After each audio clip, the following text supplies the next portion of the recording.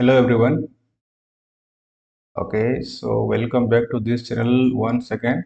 And today we are going to discuss further on this topic, okay, on Indian economy. And today we are about to discuss where is the topic? Okay, we were discussing this. So poverty is done, completed so far. All the topic we have covered so far. Okay, means इतना सारे topics हमारे cover हो चुका है.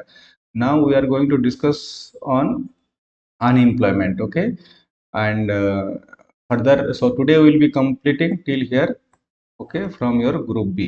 Okay, group B का आपका जो है पेपर 5 का, ठीक है, पेपर 5 ग्रुप बी का यहाँ तक आज का नोट्स कंप्लीट हो जाएगा और हमारे ऐप पे अपलोड भी हो जाएंगे, राइट। उसके बाद हमारा बचता क्या है, उसके बाद हमारा हार्डली 2-3 टॉपिक बचेगा, then group B is completed. Okay, then we will move to the other topics. Okay, fine. So quickly करते हैं, हमारे पास टाइम बहुत कम है तो इसको देखते हुए जल्दी खत्म करेंगे। तो मैं हमेशा बोलता हूँ कि देखिए, ये शॉर्ट नोट्स तो आप बोलने के लिए शॉर्ट नोट्स है, बट ये आपका ऑलमोस्ट आपका सिलेबस को कवर करेगा, ठीक है।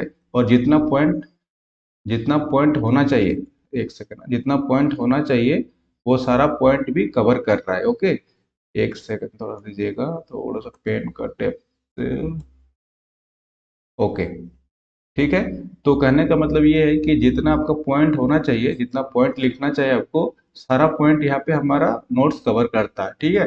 लेकिन क्या होता है इस नोट्स में कि एक जगह पे आपका कंसोलिडेटेड है, ठीक है। नोट्स क्या है, एक जगह कंसोलिडेटेड है और क्रिस्प है, ठीक है। जो काम की बात है वही लिखा गया है, ठीक है, दैट्स इट। तो हम आज बात कर लेते हैं अनएम्प्लॉयमेंट के बारे में। मैंने पॉवर्टी के बारे में बता दिया था, ठीक। ओके, चलिए हम इसके बारे में आज डिस्कस करते हैं। और इसके बारे में जब हमको डिस्कस करना होगा अनएम्प्लॉयमेंट के बारे में, तो बिल्कुल ये बेसिक सा लेक्चर है और इट्स जस्ट इंट्रोडक्शन लेक्चर है, ठीक है। तो ज़्यादा कुछ मतलब इसमें बताने नहीं वाला हूँ। इसमें ये होगा कि आपको अगर अनएम्प्लॉयमेंट होगा तो सबसे पहले आप बेरोजगारी को, अनएम्प्लॉयमेंट मतलब क्या, बेरोजगारी।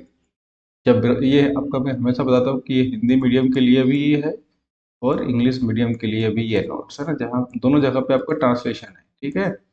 ओके, तो जब हम अनएम्प्लॉयमेंट की बात करते हैं, ये टॉपिक नंबर 7 है, ठीक है। तो ये अनएम्प्लॉयमेंट की हम बात करते हैं, बेरोजगारी के, तो सबसे पहले आपको बेरोजगारी समझना पड़ेगा कि बेरोजगारी का जो होता है ना, आपका जो स्टैंडर्ड डेफिनेशन है क्या है, ठीक है। जो स्टैंडर्ड डेफिनेशन देना पड़ेगा, ठीक है, बेरोजगारी का जो इकोनॉमिक टर्म है। इसलिए मैं बोलता हूँ हर सब्जेक्ट का कुछ कुछ टेक्निकलिटी होती है।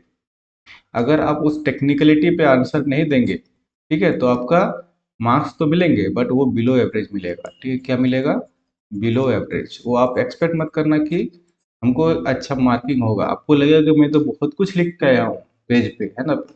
800 से लेके लोग क्लेम करता है कि मैं तो 1200 वर्ड तक लिख के आया हूँ, लेकिन लिख के क्या आए हो वो मैटर करता है, ठीक है। मैं ये चीज़ हमेशा बार बार बोलता हूँ हर वीडियो में। तो आपको ध्यान रखना है कि लेकिन जो इतना लिखा है, सिर्फ इतने ही लिखा है ना, इतना डेफिनेशन में, तो this is the proper and standard definition. तो एम्प्लॉयमेंट से भी अगर आता है, अनएम्प्लॉयमेंट से मतलब क्वेश्चन, और अगर सबसे पहले आपको डेफिनेशन देना ही पड़ेगा, तो डेफिनेशन में कैसा दोगे कि एक ऐसा व्यक्ति, ठीक है, जो कार्य करने की, who has ability to work, मतलब ऐसा व्यक्ति जो कार्य करने की क्षमता रखता है, ठीक है, और वो काम करने की इच्छा भी रखता है ना। ये person who has ability to work, मतलब वो एबिलिटी टू वर्क मतलब कार्य करने की क्षमता रखता है, और विलिंगनेस टू वर्क मतलब काम करने की क्षमता के साथ साथ वो काम करने की इच्छा भी रखता है। और वो वर्किंग एज ग्रुप कितना है, वो 15 to 60, मतलब 15 से 60 साल के बीच की आयु का है। बट लेकिन वो doesn't get work at the current wage rate, ठीक है।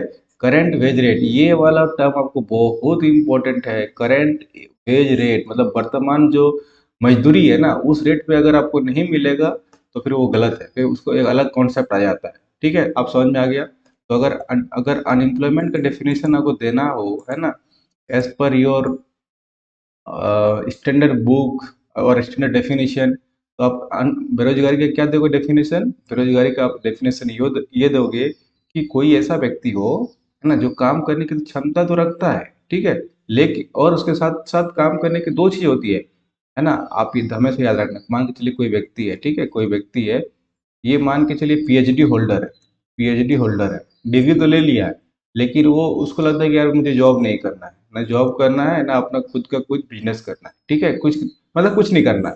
तो फिर अब उसको हम अनएम्प्लॉयमेंट में कंसिडर नहीं करेंगे। अब कॉन्सेप्ट को समझना, ये तो पढ़ा लिखा इंसान है, पीएचडी भी करके रखा है, ना ये जॉब करना चाहता है, ना ये कुछ अपना खुद का कुछ करना चाहता है, राइट। तो इस टाइप को हम क्या बोलेंगे, अनएम्प्लॉयमेंट के कंसिडर मतलब कैटेगरी में कंसिडर नहीं करेंगे। तो इसलिए आपको एकदम टर्म पे बहुत ध्यान रखना है, इकोनॉमी का खास कर टर्म में जब भी आप कुछ भी लिखोगे तो लिखने से पहले आपको दो बार सोचना है कि हमको लिखना क्या है। तो सबसे पहले आपको लिखना है कि ability to work, ability to work मतलब क्षमता, मतलब इसमें पीएचडी कर लिया है, क्षमता तो है इसमें, है ना, लेकिन क्या वो विलिंगनेस टू वर्क है, क्या वो इच्छा जताता है काम करने का। अगर इच्छा भी जताता है मतलब उसके पास डिग्री भी है, क्षमता भी है, प्लस इच्छा भी जता रहा है, और इस कैटेगरी में आ भी रहा है, 15 से 60 साल की उम्र में आ भी रहा है, बट उसको क्या मिलता है, जॉब नहीं मिलता है। जो भी करंट सैलरी मिल रहा है, करंट मजदूरी मिल रहा है उस पे, तो इस केस को हम क्या बोलेंगे, बेरोजगारी मिलेंगे। अच्छा एक केस बताना आप, अगर इसको सब कुछ मिलता है ना, लेकिन इसको करंट वेज रेट की जगह पे मान के चलो, अभी इसको एग्जांपल दे रहे हैं कि अगर इसको 1000 रुपीज पर मंथ मिलना मतलब पर डे मिलना चाहता ना, इसका मतलब 30,000 मिलना चाहता पर मंथ, और 30,000 की जगह पे मान के चलो इसको 15,000 मिल रहा है, ठीक है, 15,000, तो इसको क्या बोलेंगे। ये तो सारा क्राइटेरिया फुलफिल कर दिया, खाली एक को छोड़ के, एक को छोड़ के कौन सा, ये वाला क्राइटेरिया, राइट। इसमें बहुत सारे क्राइटेरिया है, पहला क्राइटेरिया तो आपका ये हो गया, एबिलिटी टू वर्क मतलब कार्य करने की क्षमता होनी चाहिए। सेकंड क्राइटेरिया क्या हुआ, सेकंड क्राइटेरिया में willingness to work. Third criteria क्या हुआ कि इस एज ग्रुप में आना चाहिए, किसमें, 15 से 60। चौथा क्राइटेरिया क्या हो गया आपका, ये करंट वेज रेट में मिलना चाहिए। मान के चलो इसने वन भी सेटिस्फाई किया, टू भी सेटिस्फाई किया, थ्री भी सेटिस्फाई किया, फोर सेटिस्फाई नहीं किया, तो क्या करोगे आप, इसको अनएम्प्लॉयमेंट बोलोगे या नहीं बोलोगे। इसको अनएम्प्लॉयमेंट नहीं बोलते हैं, इसको फिर क्या बोलेंगे, अंडर एम्प्लॉयमेंट बोलेंगे। क्या बोलेंगे, अंडर एम्प्लॉयमेंट। तो आपका कॉन्सेप्ट यहाँ से एक और निकल के आता है कि हम क्या बोलेंगे इसको, अंडर एम्प्लॉयमेंट मतलब आपका क्षमता के अनुसार आपका जो मतलब पेमेंट मिल रहा है, सैलरी मिल रहा है, वो कम मिल रहा है। तो इसलिए हम इसको क्या बोलते हैं, अंडर एम्प्लॉयमेंट, ठीक है। क्या बोलते हैं, अंडर एम्प्लॉयमेंट। हिंदी में उसको क्या बोलते हैं, ठेका बोलते हैं उसको, पता नहीं आप लोग के देख पढ़ देख लोगे, बट मेरे को जो ट्रांसलेट कहते हैं ठेका मिला। आप अंडर डेवलपमेंट मतलब, अंडर मतलब तो आप ये भी बोल सकते हो अल्प, राइट, अल्प, अल्प बोल सकते हो। और एम्प्लॉयमेंट मतलब आप ये बोल सकते हो रोजगार। आप ये भी अगर इस टर्म पे अगर निकाल सकते हो, अंडर मतलब अल्प बोल लो। जैसे कि अंडर डेवलपमेंट, अंडर डेवलपमेंट में क्या लिखते हो, अल्प विकास लिखते हो, राइट। अंडर डेवलपमेंट में क्या लिखते हो, अंडर डेवलपमेंट पे केस में अल्प विकास लिखते हो, राइट, अल्प विकास। तो उस सिनेरियो में अगर निकालने की कोशिश करोगे तो ये अल्प रोजगार हो जाएगा, करेक्ट। देख लेना आपका क्या मतलब प्रॉपर है, बट मेरे को जो मिला ठेका लिखा है, या तो आप इसको अल्प रोजगार भी बोल सकते हो। तो कहने का मतलब है, पॉइंट पे आते हैं कि एक ऐसा मतलब चार कंडीशन हो गया, चार कंडीशन आपको याद रहेगा। एक एबिलिटी, देखो आपको ऐसे ही फ्रेम करना है, कोई आए बाए है ना, इधर उधर कुछ नहीं लिखना है आपको, बिल्कुल। इकोनॉमी है या तो कोई भी सब्जेक्ट है, हर सब्जेक्ट का कुछ टेक्निकलिटी होती है, आपको उसी पे आपको स्टिक रहना है, इधर उधर की बातें कुछ भी नहीं करना है। और एकदम हमेशा मैं बोलता हूँ कि आप क्वांटिटी पे कभी फोकस मत करना आपका आंसर में, कि आप कितना वर्ड पे लिख रहे हो, ठीक है, इस पे कभी फोकस मत करना। आप हमेशा फोकस करना क्वालिटी पे, कि आपका आंसर जो लिख रहे हो कि क्या ये सब जो क्वालिटी है, वर्डिंग है, जो हर सब्जेक्ट का जो टेक्निकल टर्म है, क्या आपके आंसर में वो झलक रहा है या नहीं झलक रहा है, यही मैटर करेगा, ठीक है। तो समझ में आ गया आपको कि अगर अनएम्प्लॉयमेंट का डेफिनेशन आया, या तो लिखने के लिए, क्योंकि देखिए ये तो पॉवर्टी और, एक सेकंड ना, गरीबी और बेरोजगारी, ठीक है, ये तो आपका हॉट टॉपिक रहता ही रहता है, ठीक है। अनएम्प्लॉयमेंट है ना, गरीबी और अनएम्प्लॉयमेंट हॉट टॉपिक रहता ही रहता है, क्वेश्चन यहाँ से बनने की काफी चांसेस है। तो हमेशा रखना, चार कंडीशन याद रखना आप, एक दो तीन चार। चार में क्या होता है, एक होता है कि उसका एबिलिटी, है ना, कार्य करने की क्षमता, ability, ability to work. Second इच्छा मतलब विलिंगनेस, है ना, विलिंगनेस, ठीक है। थर्ड में वर्किंग एज, एज के बारे में हमको लिखना है। और फोर्थ में क्या लिखना है, current wage rate, current wage rate. यहीं से आपका डेफिनेशन कंप्लीट, और डेफिनेशन कंप्लीट।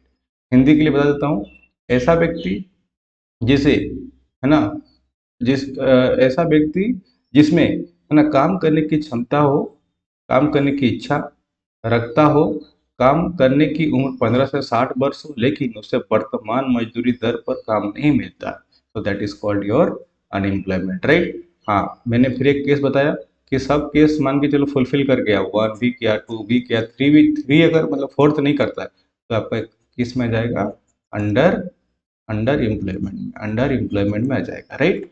अल्प रोजगार बोलो, अब बेरोजगार बोलो, अल्प बेरोजगार, या तो आप बोल लो ठेका, जो हमको मिला है ट्रांसलेशन पे, ठीक है।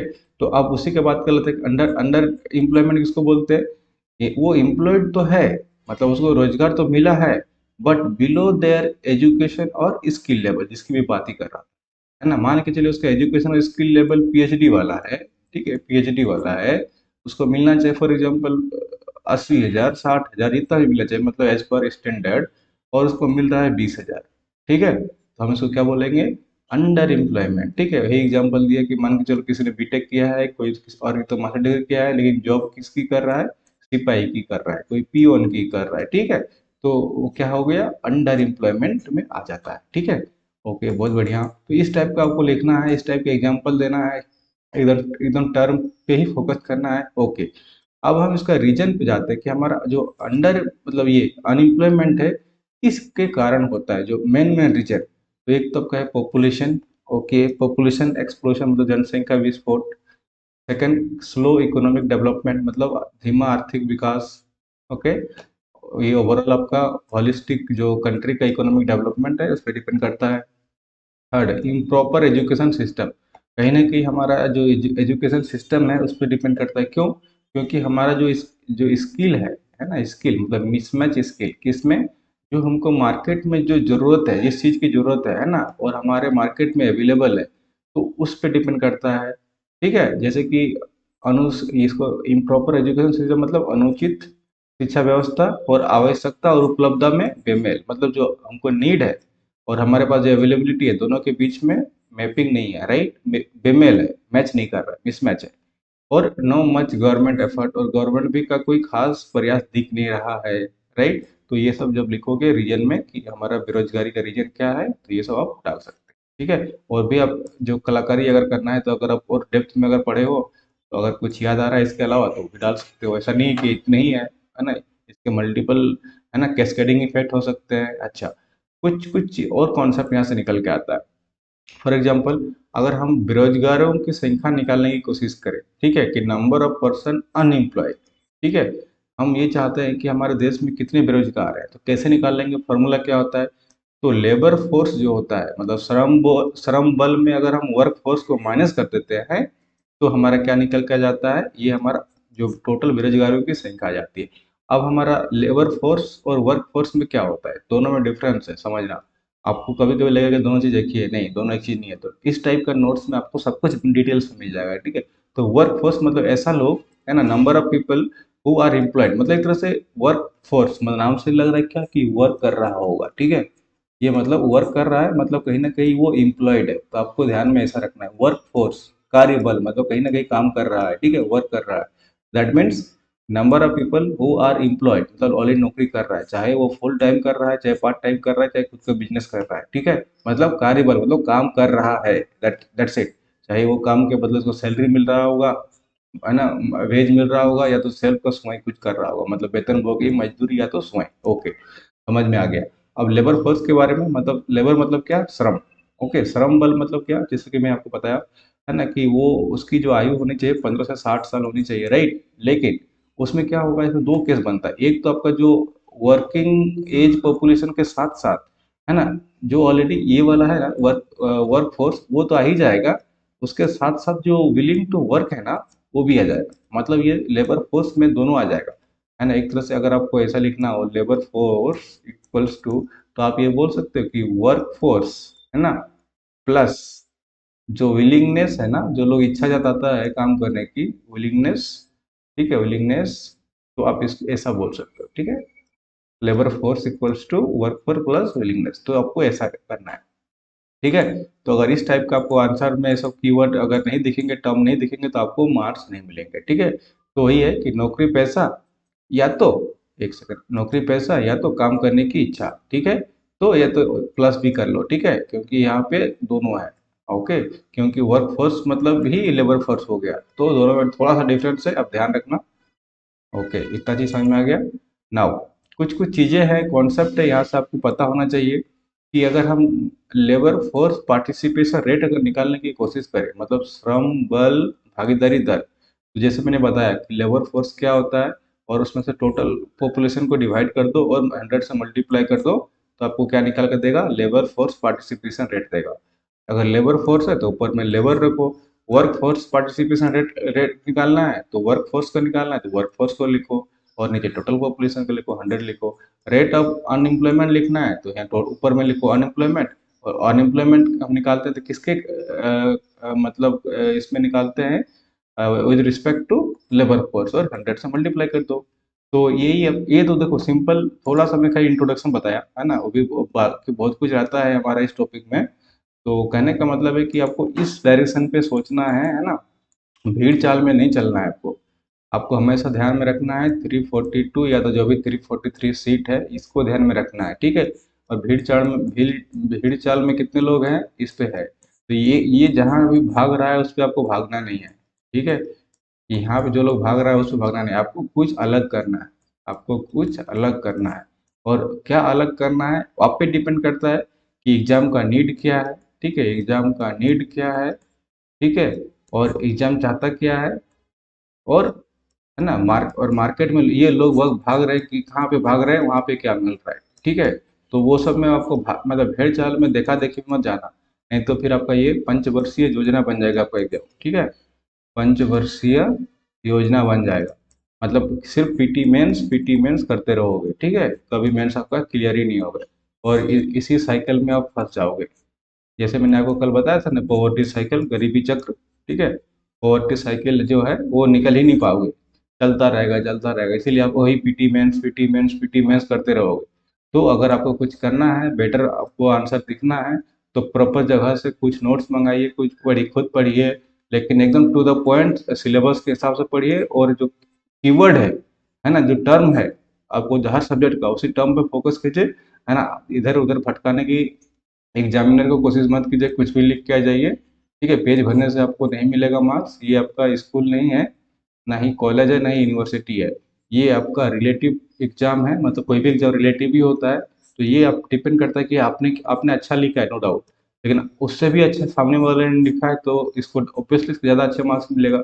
अगर इससे भी अच्छा किसी और ने लिखा है तो सब डेफिनेटली उसको अच्छा मार्क्स मिलेगा। तो आपने तो अच्छा, आपके हिसाब से आप अच्छा लिखा है ना, आपको लग रहा है कि मेरा मार्क्स अच्छा आना चाहिए, लेकिन सामने वाला को तो आंसर देखा नहीं आपने कि उसने क्या लिखा है, ठीक है। तो आप आपने आपके सबके हिसाब से लगता है कि अरे मैंने आप बहुत अच्छा लिखा है, लेकिन ये रिलेटिव है, अब सामने वाला ने भी अच्छा लिखा है, उससे भी अच्छा कोई लिखा है, तो जो सबसे बेस्ट होगा वही चीज 342 में आएगा, 343 में, राइट। तो आप सही से पढ़ाई कीजिए, नोट्स की जरूरत है तो नोट्स के लिए कॉन्टेक्ट करें, ऐप डाउनलोड करें, और वहाँ से इस टाइप का कॉन्सेप्ट को समझ सकते हो और नोट्स में इनपुट कर सकते हो, ठीक है। थैंक यू सो मच, मिलते हैं किसी और वीडियो में।